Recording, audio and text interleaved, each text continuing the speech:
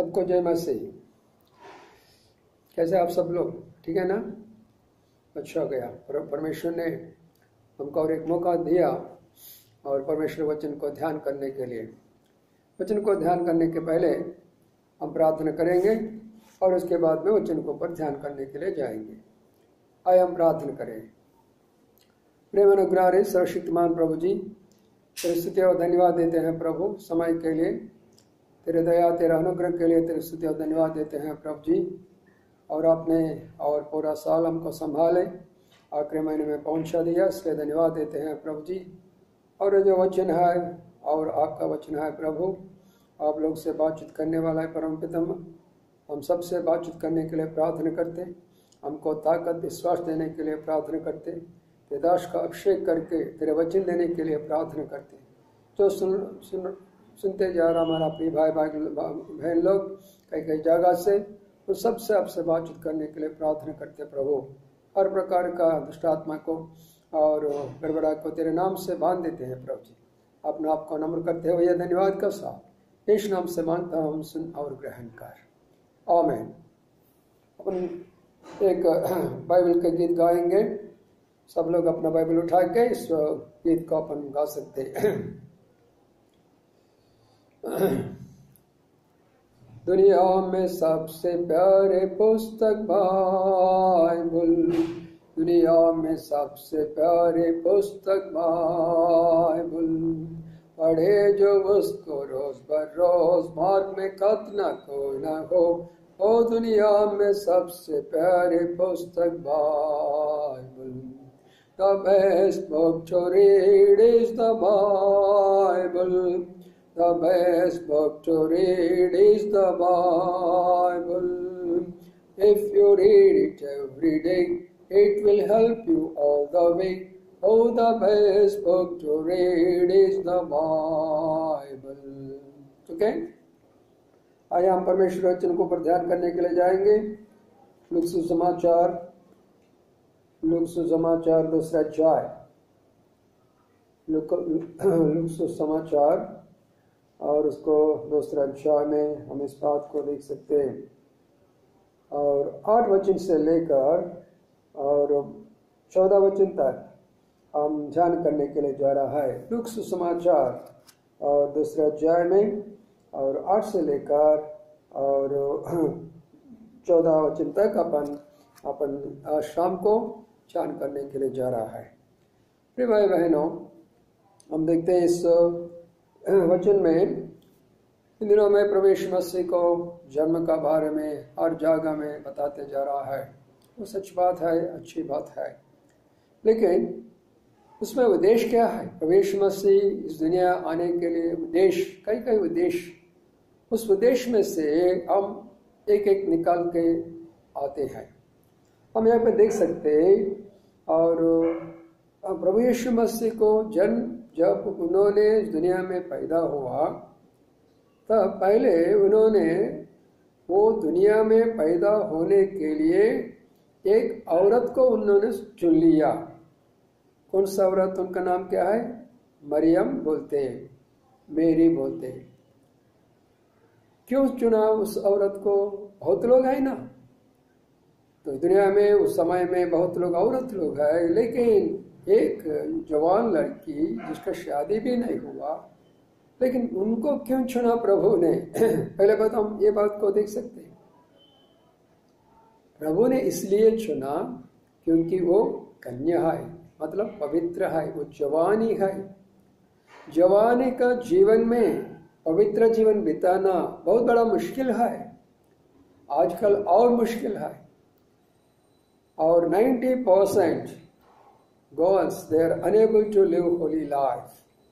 आज हम देख सकते हैं बहुत लोग, जवानी लड़की लोग आज पवित्र का जीवन में नहीं बिता सकते। अपना सोच विचारों में भी, अपना देखने में भी, अपना बातों में, अपना कामों में और अपना संगति में भी लोग ने गलती करते जा रहे। तो इसलिए परमेश्वर ने मरियम को, मेरी को क्यों उन्होंने चुन लिया? क्योंकि वो पवित्र स्त्री थी। क्योंकि परमेश्वर भी पवित्र है, पवित्र और जो पवित्र जीवन में बिता रहे उनको चुन लिया।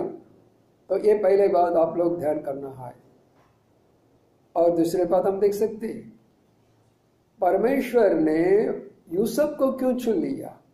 बहुत लोग आदमी लोग हैं ना, पर इतना आदमी लोगों के बीच में यूसुफ को क्यों चुन लिया? यहाँ पे और एक बात है, यूसुफ का बारे में लिखा है परमेश्वर का वचन में, वो धार्मिक है करके लिखा है। वो धार्मिक है, उनका जीवन धार्मिक है, अच्छा जीवन बिताया, अच्छा गवाह उन्होंने ले लिया। उनका जीवन में कहाँ अपवित्र नहीं और अधर्म नहीं, उनका जीवन में धर्मी है। ये पहले बात, इसलिए परमेश्वर और ये दोनों, एक आदमी को एक औरत को उन्होंने चुन लिया। और दूसरी बात हम देख सकते हैं, तो यूसुफ को जो पिछले उनका पिता फोर फादर्स और उससे उनका वंश को हम देखते जाते हैं, तो दाऊद का वंश से आया है। और दाऊद कौन सा वंश से आया? अब्राहम वंश से आया। तो परमेश्वर ने क्या बोले, अब्राहम तेरे संतान को, तेरे वंश को मैं आशीर्वाद कर लेता, इसलिए बाकी वंश को प्रभु ने नहीं चुन लिया। अब्राहम वंश में से दाऊद आया, दाऊद वंश से यूसुफ आया, इसलिए यूसुफ को उन्होंने चुन लिया, जोसेफ। आया समझ में? और दूसरी बात क्या है, जो अब्राहम ने प्रभु को मान लिया, उनका बात को विश्वास किया, जैसा प्रभु ने बताया, ईश्वर ने बताया, उस रीति उन्होंने किया। आज उनका जीवन में तकलीफ उठाया, मुसीबत उठाया, संकट उठाया, कई प्रकार का परिस्थिति गुजर गया, लेकिन हम देख सकते हैं उनका जीवन में और परमेश्वर का साथ में चलते आया। इसलिए परमेश्वर ने केवल अब्राहम के बारे में, वो मेरा मित्र है, वो मेरा दोस्त है, मतलब इतना नजदीक में गया अब्राहम ने, तो इसलिए उस वंश से चुन लिया। और उस वंश से चुन लिया क्योंकि अब्राहम उनका वंश से आया दाऊद, और दाऊद का वंश से आया यूसुफ। और ये लोग कौन है? राजा लोग हैं। अब्राहम भी राजा है, उन्होंने युद्ध कर लिया। उत्पत्ति किताब में हम देख सकते 14 अध्याय में उन्होंने और बहुत प्रकार का लड़ाई करके अपना और उनका भाई को उन्होंने निकाल के लेकर आए बीच में से। और दाऊद भी राजा है, और इसलिए प्रभु यीशु मसीह हमारा परमेश्वर एक राजा वंश से आया। क्योंकि बहुत लोग सोचते हैं ना, ये समष्टि लोग है, ये गरीब लोग है, ये बहुत कम लोग है, ये गिनने के लिए भी कोई ये नहीं है, ये लोग इनको कुछ अनपढ़ लोग हैं, तो ये लोग बहुत ही लो क्लास लोग हैं, ऐसे सोचते हैं ना बहुत लोग। उनको बुद्धि दिलाओ, उनको ज्ञान बताओ। प्रभु यीशु मसीह आया, कौन सा वंश से आया? राजा वंश से आया। इसलिए मत्ती सुसमाचार 2 अध्याय में क्या लिखा है, उनका जब पैदा होने के पहले, जब पैदा हुआ उस समय में ज्ञान लोग ने बोले, यदि लोगों को राजा ने पैदा हुआ दुनिया में, कहाँ है वो? मतलब हम देख सकते यहाँ पे प्रभु यीशु मसीह राज का वंश से आया है। प्रिय भाई बहनों, समझ आ रहा ना? तो वो कम नहीं है। अच्छा, दूसरी बात, अपना मरियम के बारे में थोड़ा सोच लेंगे। मरियम कौन सा है? मरियम जो आया, और अहरोन का जो अहरोन याजक थे, ऐसा याजक वंश से निकल के बाहर आया। अहरोन पहले याजक था, और उनके बाद में बहुत लोग याजक आया। उस रीत से आते आते आते अब जकरिया, लूका सुसमाचार 1 अध्याय में एलिजाबेथ जकरिया उनका रिश्तेदारी है, हम देख सकते हैं। इसलिए प्रिय भाई बहनों, ऐसे परिवार से प्रभु ने चुन लिया, क्योंकि एक तो प्रभु यीशु मसीह का जीवन में एक याजक का समान इस दुनिया में रहने वाला है और रह चुका है। और दूसरी बात, एक राजा का समान रहने वाला है, अब नहीं हुआ, अब आने वाला है। जब वो यरूशलेम में बैठेगा 1000 साल पूरा दुनिया को वो चलाएंगा, पूरा दुनिया को पालन करेंगे, शांति का पालन, खुशी का पालन, पवित्र का पालन, धार्मिक का पालन। ऐसे पालन कभी दुनिया में हुआ नहीं, इसलिए उनका नाम राजों का राजा है, प्रभुओं का प्रभु है ना, समझ में। तो इसलिए प्रिय भाइयों बहनों, प्रभु यीशु मसीह जब पैदा हुआ ऐसे परिवार से आया जो पवित्र स्त्री थी मरियम, क्योंकि हर एक इंसान रोमी 3 अध्याय और 23 वचन के अनुसार सबने पाप किया है। इसका मतलब दुनिया में ऐसा आदमी कोई नहीं है मैं पाप नहीं किया करके। एक जन्म पाप रहते, एक कर्म पाप रहते। इसलिए प्रभु यीशु मसीह को जन्म पाप नहीं है, कर्म पाप नहीं, क्योंकि वो एक आदमी का और शक्ति के द्वारा बाहर नहीं, एक पैदा नहीं हुआ दुनिया में, और पवित्र आत्मा का शक्ति के द्वारा उन्होंने पैदा हुआ। इसलिए प्रिय भाई बहनों, आप सोच विचार करो। और जब वो दुनिया में 30 साल रह चुकने के बावजूद भी उनका जीवन में इतना छोटा भी गलत नहीं, पाप नहीं, कुछ दोष नहीं, हम इस बात को देख सकते। और यूहन्ना सुसमाचार 8 अध्याय में और 47 में हम देख सकते प्रभु यीशु मसीह ने सवाल किया, आप लोग में दुनिया में अगर कोई हुआ तो, मेरे में पाप हुआ तो आप बता सकते। You can establish a sin if that is there in me. अगर मेरा जीवन में अगर पाप हुआ तो आप बता सकते, आप दिखा सकते। इसका मतलब प्रभु यीशु मसीह जब पैदा हुआ तभी उनका जन्म में वो पाप नहीं है, जब बढ़ते आया दुनिया में तभी भी उनका जीवन में पाप नहीं है। तो इसलिए वो पवित्र है। ये पवित्र आदमी सिर्फ पापी लोगों को बचाता है, उद्धार कर सकता है, निकाल सकता है। जो पाप करता है वो कैसा पापी लोगों को निकालेगा? सारे दुनिया में हम देख सकते हैं बहुत तो ईश्वर है, बहुत लोग मानते हैं ये भगवान है, वो भगवान है, 33 करोड़ लोग भगवान अपने को है। लेकिन जिसमें पाप है वो आदमी एक पाप आदमी को कैसा बचा सकता है? इसलिए प्रभु यीशु मसीह जो गर्भ है तो पवित्र, उस गर्भ से बाहर आ गया, जन्म पाप नहीं है। और जब दुनिया में रहने के बावजूद भी कई परिस्थिति उनका सामने सवाल आने के बावजूद भी उनका जीवन में पाप नहीं है। तो इसलिए पहले बात हमने ये बात है आपको बता रही, प्रभु यीशु मसीह मरियम को और यूसुफ को क्यों चुन लिया। अच्छा, वो बात हो गया। और दूसरे बात का आराम हम जो देखा है यहाँ पे लूका सुसमाचार 2 अध्याय में और मत्ती सुसमाचार 2 अध्याय में। मत्ती सुसमाचार 2 अध्याय में पूरब से ज्ञान लोग आते और परमेश्वर को दर्शन करने के लिए, उनको आराधना, स्तुति और पूजा करने के लिए। लेकिन उसके पहले तो इस दुनिया में चरवा लोग हैं। उस एरिया में जब बेथलेहम का आजू बाजू में बेथलेहम में जो चरवा लोग रहते थे, उन चरवा लोगों ने पहले प्रभु यीशु मसीह को दर्शन किया।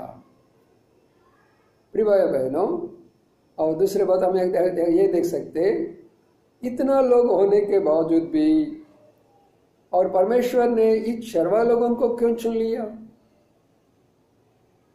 आप देखना पड़ेगा, क्योंकि आजकल एक बड़ा सवाल अपना पास में, क्योंकि प्रभु किसको चुनता है, किसको अपना काम में ले जाता है, किसका द्वारा अपना काम करते हैं, किसका द्वारा अपना सेवा करते हैं, किसका द्वारा अपना महिमा लोगों को दिखाता है, किसका द्वारा अपना शक्ति बताता है। इस सारे बात के लिए जवाब यहाँ पे हम देख सकते हैं।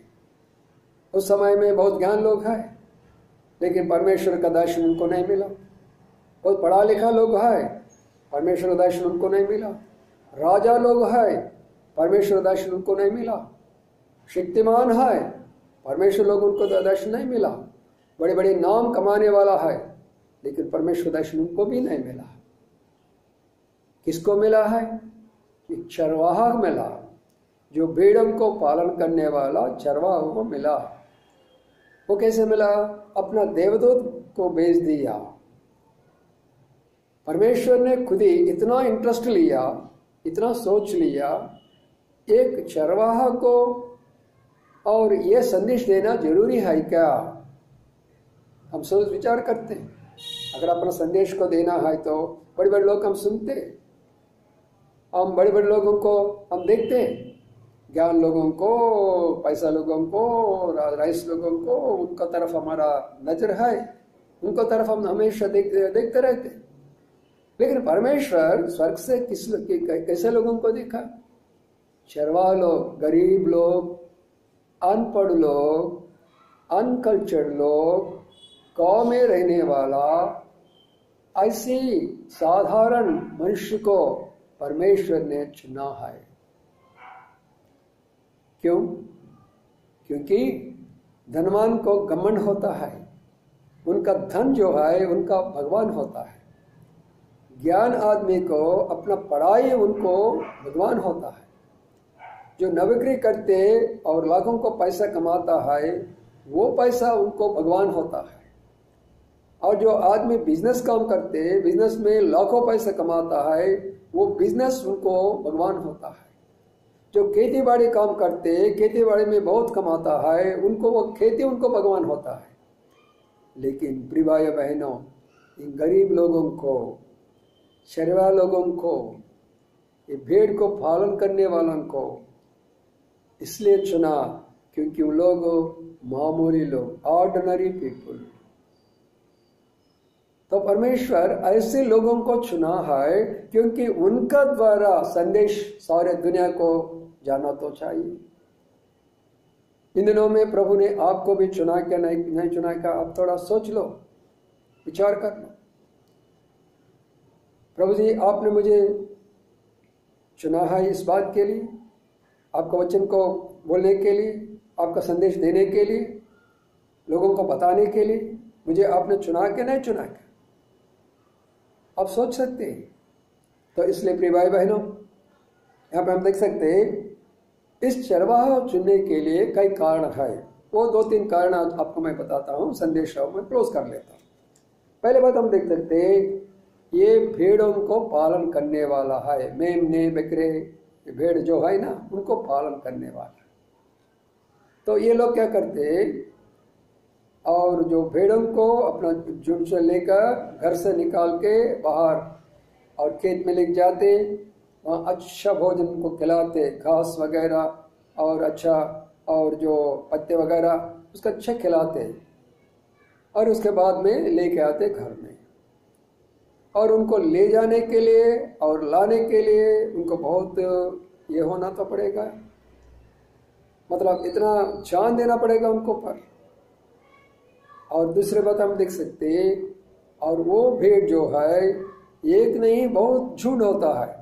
वो क्या होता, एक जगह से दूसरे जगह से दूसरे ऐसा ऐसा चलता जाता रहता।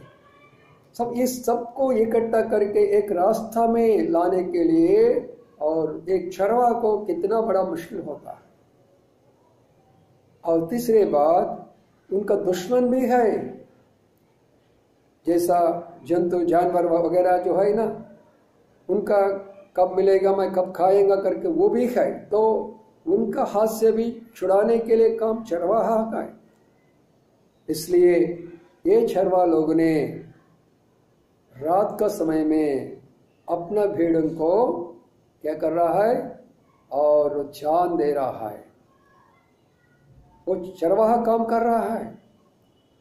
प्रिय भाई बहनों, ये चरवाहा जो है, पहले चरवाहा, अच्छा चरवाहा जो है ना प्रभु यीशु मसीह है, वो खुद ही बताया। यूहन्ना सुसमाचार 10 अध्याय में क्या बोला उन्होंने, मैं अच्छा चरवाहा हूं। इसका मतलब क्या, इस दुनिया का चरवाहा लोग अच्छा लोग नहीं है, बोलते मैं चरवाहा हूं, मैं भी बोलता मैं भी चरवाहा हूं, लेकिन प्रभु यीशु मसीह का गुण आना तो चाहिए, उसका मन आना तो चाहिए, उसका विचार आना तो चाहिए, उसका पवित्र जीवन आना तो चाहिए, अब उनका ज्ञान अपना को आना तो चाहिए, उनका शक्ति अपना में आना तो चाहिए, तब बोल सकते अब अच्छा चरवाहा। लेकिन हम देख सकते इस दुनिया में चरवाहा लोग ऐसे लोग नहीं हैं। पैसा के लिए चरवाहा है, खाना के लिए चरवाहा है, नाम के लिए चरवाहा है। कितना एडवर्टाइजमेंट देते, देखो मेरे इतना बड़ा, मैं इतना संदेश देता हूँ, उतना संदेश देता हूँ, मेरे कितना लोग आते, मेरा वचन इतना सुनते, मैं इतना हूँ उतना हूँ, अमेरिका गया, इंग्लैंड गया, उधर गए इधर गया, कितना बड़े बड़े बात बहुत बोलता है लोग। प्रिय भाई बहनों, अच्छा चरवाहा अपना प्राण देता है भेड़ों के लिए। जो चरवाहा अपना भेड़ों के लिए प्राण देता है वो अच्छा चरवाहा है। इसका मतलब जो परमेश्वर के दास ने अपने उनका द्वारा जितना लोग प्रभु यीशु मसीह में उद्धार पाया, तो उनके लिए पहले काम क्या करना पड़ेगा? उनको अच्छा आत्मिक भोजन खिलाना पड़ेगा, वचन का द्वारा उनको शक्ति देना पड़ेगा, वचन का द्वारा उनको ज्ञान देना पड़ेगा, वचन का द्वारा उनको रास्ता दिखाना पड़ेगा, वचन का द्वारा उनको उनका और साथ में जाना पड़ेगा। वो अच्छा चरवाहा का काम है। और दूसरे भेड़ इधर उधर चलते जाते रहते, तो ये सारे को ध्यान करना पड़ेगा। परमेश्वर का दास विश्वासी लोग आजकल क्या करते, इधर मीटिंग उधर मीटिंग, वहां जाएंगे यहाँ जाएंगे, कई लोग दारू पीने के लिए, कई लोग पिक्चर हारने के लिए, कई लोग और दूसरे और ये संगति के लिए जाते रहते। इन सबका ऊपर ध्यान करने वाला चरवाहा चाहिए। तो इसलिए प्रिय भाई बहनों, ये चरवाहा ऐसी काम करने वाला है, परमेश्वर का दास ऐसी काम करना पड़ेगा। और तीसरा बात क्या करने का? उनको लाने में जाने में बहुत प्रकार का मुश्किल कष्ट होना तो चाहिए, लेना तो चाहिए। परमेश्वर दास जो झुंड को कई जगह में लेना पड़ेगा, कई जगह से लाना पड़ेगा, और अपने विश्वास लोगों को सुसमाचार के लिए जाना पड़ेगा, मीटिंग के लिए ले जाना पड़ेगा, कई प्रकार का और कई का काम के लिए, कई सर्विस के लिए, मिनिस्ट्री के लिए लेके जाना पड़ेगा, फिर उनका साथ में आना पड़ेगा। वो चरवाहा बनता है, सब लोग चरवाहा नहीं बनेगा भाई।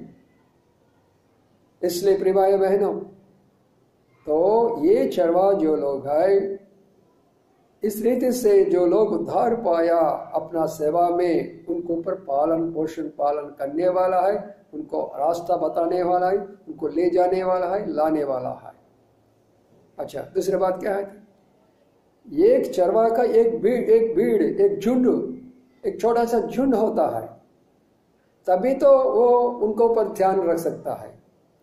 अगर मेरे पास में 100 भीड़ है, नहीं तो 50 है, लेकिन 200 है, उसके ऊपर मैं ध्यान कर सकता हूं। लेकिन मेरे पास में 1000 है, 10,000 है और 50,000 है, तो मैं ध्यान नहीं कर सकता हूं। आजकल परमेश्वर का दास लोग कितना लोगों को जमा करता है, 100 नहीं है, 500 नहीं है, 1000 नहीं, 10,000 नहीं है, 50,000 लाख भी।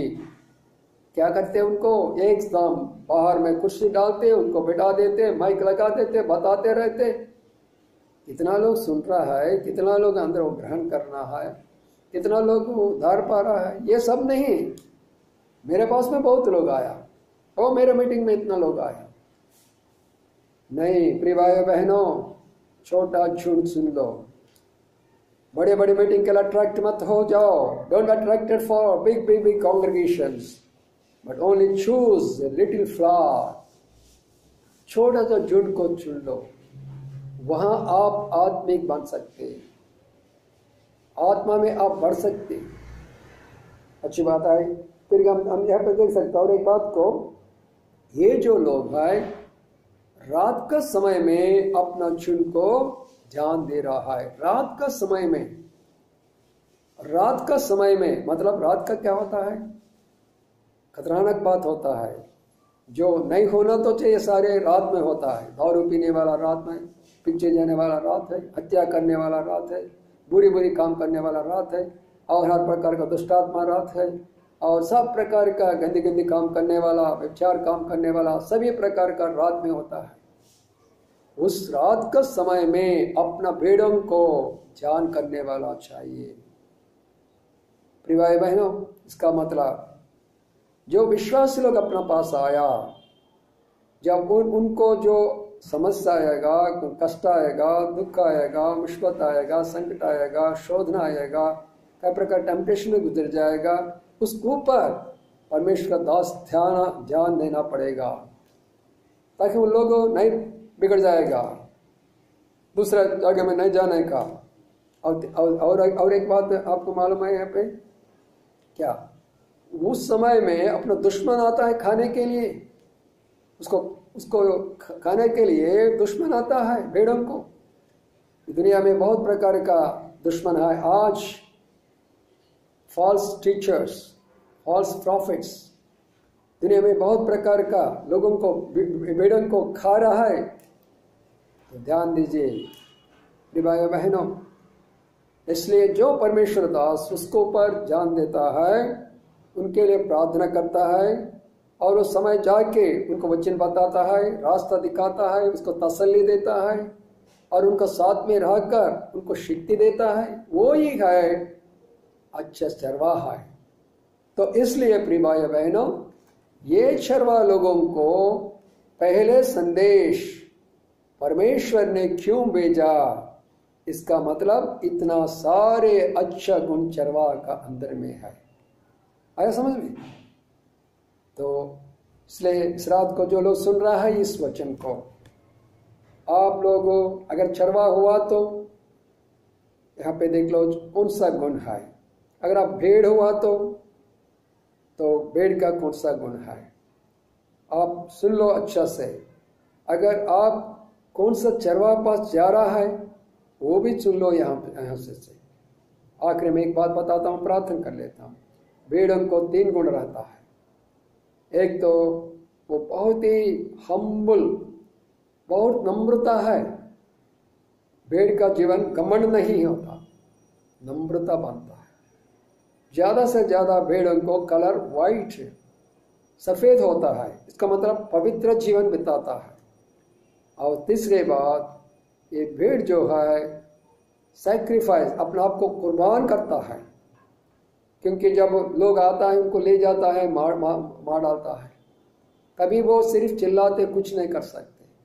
तो इसलिए प्रिय भाई बहनों, हम इस दुनिया में रहते भेड़ों को समान रहने का जरूरी है, पवित्र जीवन बिताने का जरूरी है, और हम्बलनेस, नम्रता जीवन बिताने का जरूरी है, और कुर्बान का जीवन भी, परमेश्वर के लिए अपना जान भी देना का परिस्थिति आया, उसके लिए भी तैयार होना है। तो इसलिए प्रिय भाई बहनों, इस शाम को समय में प्रभु ने हमसे बातचीत कर रहा, आप सब लोग वचन सुन रहा ना, ये सब वचन के अनुसार यदि हम चले, इस क्रिसमस का समय में हम देख सकते। और वो संदेश देवदूत ने क्या दिया, कौन सा संदेश दिया, किसके लिए दिया, और उसके बाद में क्या करना तो चाहिए, अगले संदेश में अपन देखेंगे। आइए हम प्रार्थना करेंगे। प्रेम अनुग्रह सर्वशक्तिमान परमेश्वर पिता, धन्यवाद देते हैं प्रभु, रात को समय में आपने हमको अच्छा मौका दिया, और हमारा प्रिय भाई बहन लोगों को आपने अच्छा मौका दिया, और जो लोग सुन रहा है ये वचन को, उनका आशीर्वाद करिए प्रभु, उनका शक्ति दीजिए, बुद्धि दीजिए, ज्ञान दीजिए परमेश्वर पिता। जो लोग अच्छा चरवाहा है उनको ढूंढ के वहाँ जाने के लिए उनको सहायता करे परमेश्वर पिता। और जो लोग भटक गया परमेश्वर पिता, उन लोगों को रास्ते में लाइए परमेश्वर पिता। और जो लोग भूल गया उनको आप याद कर ले परमेश्वर पिता। सब कई प्रकार का कष्ट में, दुख में, मुसीबत में, संकट में और बीमार में चल रहा है, कई भेड़ों को प्रभु आप उसको दया करें, चंगा करें, और उनको हर प्रकार का जरूरत को पूरा करें। धन्यवाद देते परमेश्वर पिता। जो लोग चरवाहा का काम कर रहा है तो उन लोग अच्छा चरवाहा काम करके बहुत लोगों को प्रभु जी और ढूंढ के एक झुंड बनाकर आपका सामने खड़ा होने के लिए, सहायता करने के लिए प्रार्थना करते हुए हमारा सारे प्रिय भाई बहन लोग, जितना लोग नागपुर शहर में, खड़गपुर शहर में, भिलाई में, बिलासपुर में, रायपुर में और भोपाल में और बॉम्बे में, पुणे में, और प्रभु परमेश्वर पिता, और इस रीति से कलिम्पोंग में, दार्जिलिंग में, सिलगुर में, और जहाँ जहाँ लोग हैं हमारा सारे भाई बहन लोगों को आप आशीर्वाद करने के लिए प्रार्थना करते हुए धन्यवाद का साथ यीशु नाम से मांगता हूँ, सुन और ग्रहण कर। आमीन। सबको जय मसीह।